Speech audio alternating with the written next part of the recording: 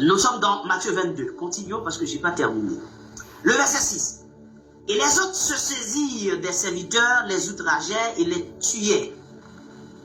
Donc, au cours des festins, quand le maître envoya des serviteurs pour aller chercher les conviés, et ils ne voulaient pas venir parce qu'ils étaient tous occupés dans leur trafic, dans leur business.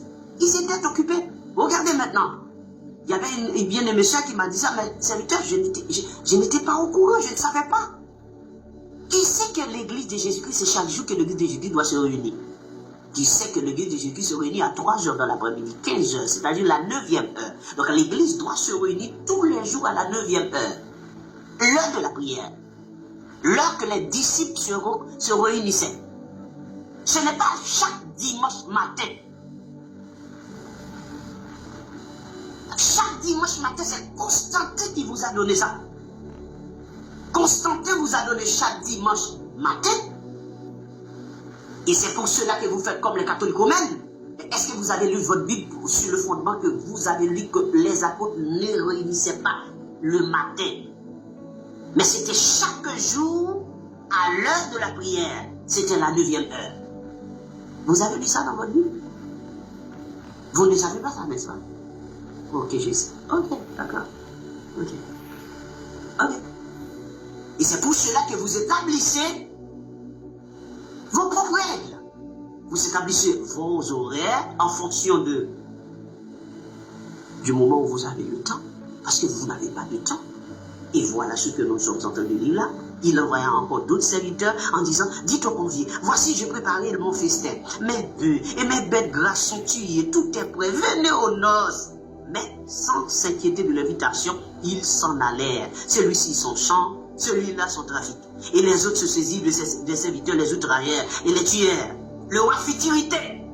Il envoya 7 troupes, fit périr ses meurtriers, brûla leur ville. Le verset 8. Alors il dit à ses serviteurs, les noces sont prêtes, mais les conviés n'en étaient pas dignes. Pourquoi est-ce que les conviés n'en étaient pas dignes? Parce que les conviés n'avaient pas le temps pour venir au festin. Vous n'avez pas le temps pour servir Dieu. Vous n'avez pas le temps pour se réunir. Même quand les dirigeants, les responsables sont prêts à vous recevoir, mais vous n'avez pas le temps. Vous savez quand vous aurez le temps? Quand vous diagnostiquerez une maladie chez le médecin intraitable. À ce moment-là, vous aurez besoin d'un sanctuaire. À ce moment-là, vous allez voir, à serviteur de Dieu, s'il pouvait y avoir un sanctuaire dans lequel je pouvais rester toute ma vie, comme dit David dans son 27. Au moins, je serai dans la prière 24/24 et Dieu m'aurait visité. Vous savez pourquoi vous voulez ça maintenant? Tout simplement parce que vous êtes malade. Vous savez que vous allez mourir. Je vous donne un témoignage. Je me rappelle qu'il y avait une bien-aimée. Et c'est un témoignage. Elle m'avait dit, lorsqu'elle, au cours de sa vie, elle avait un bon job, elle avait une belle voiture, elle avait environ 20 000 euros sur son compte bancaire, elle avait un terrain où elle allait construire 8 appartements, et son mari, ça roulait bien. Elle n'avait pas le temps pour Dieu. D'ailleurs, elle avait trop de choses à faire pour avoir le temps.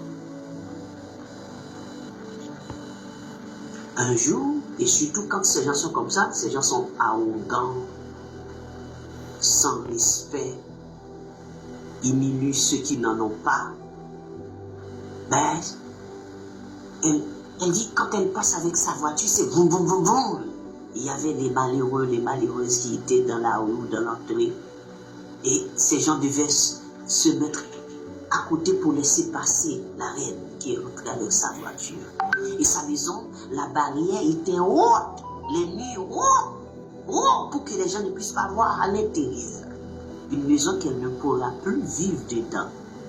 Parce que des gens vont rendre cette maison impossible pour elle d'y habiter. Par l'arrogance, à cause des richesses. Elle était adventiste, elle n'avait pas le temps. Un jour, elle ne se sentait pas bien. Et elle a été à l'hôpital pour se faire diagnostiquer. Et en arrivant, le docteur l'a consulté. On lui a fait une prise de sang. Et quand le moment était venu pour que le médecin puisse rendre son verdict, le médecin lui a dit, Madame, vous avez un cancer. Et vous voyez, quand vous arrivez à l'hôpital, la vie est belle, vous voulez une belle voiture, 20 000 € en banque, vous avez un terrain, vous allez construire 8 appartements et tout la flot pour vous. Et vous avez tout la flot. Dieu n'existe pas, vous n'avez pas le temps pour prier, pas le temps pour adorer. Quand vous voyez des gens qui prient, quand vous voyez des gens qui n'ont pas de moyens, pour vous, ce sont des gens qui perdent leur temps. Regardez là ce monsieur-là, qui ne fait que parler de la Bible, de dire que les apôtres étaient pauvres. Lui, là, je ne comprends pas. Moi, je mène une vie. Hey, mon ami, vous avez échoué sans même le savoir. Et bien, quand elle a appris qu'elle avait un cancer, à ce moment-là même, tout s'est écoulé en un instant, juste à une seule phrase. Ou tout comme Saül, lorsque Saül avait appris la nouvelle de la bouche de Samuel. Parce que Saül est arrivé à un moment où il a été obligé d'invoquer les morts, ce qui est interdit en Israël. Mais Saül s'est déguisé pour pouvoir invoquer l'esprit de Samuel. Et l'esprit de Samuel s'est monté vers Saül. Et demanda à Saül, pourquoi me déranges-tu, Saül? Ne sais-tu pas que Dieu ne veut plus de toi? Tu n'es plus le roi d'Israël. Et Saül se dit, non Samuel, mais dis-moi quelque chose. Dis-moi ce qui va arriver. Et Samuel qui va lui dire, demain matin, à cette même, tu seras mort. Et Saül tombe, une nouvelle, et puis, il tombe les deux pieds allongés. Et le roi perd sa force. Juste parce que Samuel lui dit demain matin, tu veux une prophétie? C'est toi qui viens. Tu viens me déranger, je vais te donner une prophétie. Je vais te dire quelque chose, Saül. Demain matin, cette heure-là, toi, ta famille, ça, c'est fini. Saül tombe. Oh mon roi, qu'est-ce qui se passe? Mon roi, lève-toi. Mon roi, tu es là, mon roi. Mon roi. Mon roi, on va vite préparer une brebis pour toi. Est-ce que tu veux manger? Non, je vais pas manger.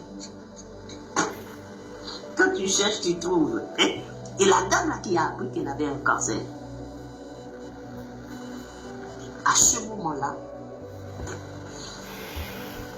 et vous savez, vous comprenez bien, quand on vous dit que vous avez un cancer, c'est comme si on vous avait dit que vous allez mourir demain.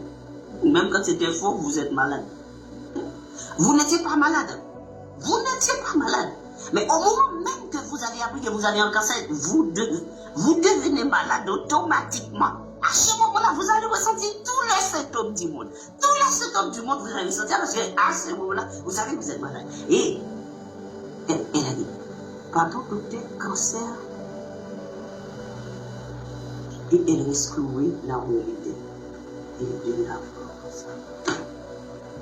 Elle a pris le volant et conduit pour rentrer chez elle. En arrivant chez elle, elle est assise dans le salon. Elle a déposé son sac avec cette nouvelle qu'elle avait un cancer. Et puis elle ouvre. N'oubliez pas, Dieu ne l'avait pas aidée. Elle n'avait plus le temps pour Dieu. À ce moment-là, elle a pris sa remote contrôle et elle ouvre la télé. Et tu es bien. Et tous les télés américaines là, où les faux pasteurs prêchent là. Et puis elle a mis sur une chaîne. Et puis il y a un faux pasteur qui dit, et le faux pasteur dit, quand vous n'avez pas le temps pour Dieu, Dieu peut vous envoyer un cancer afin que vous puissiez avoir du temps pour lui. Et à ce moment-là, elle a dit, c'est comme si elle avait reçu une claque. Pow! Parce que c'était son cas. Elle était dans cette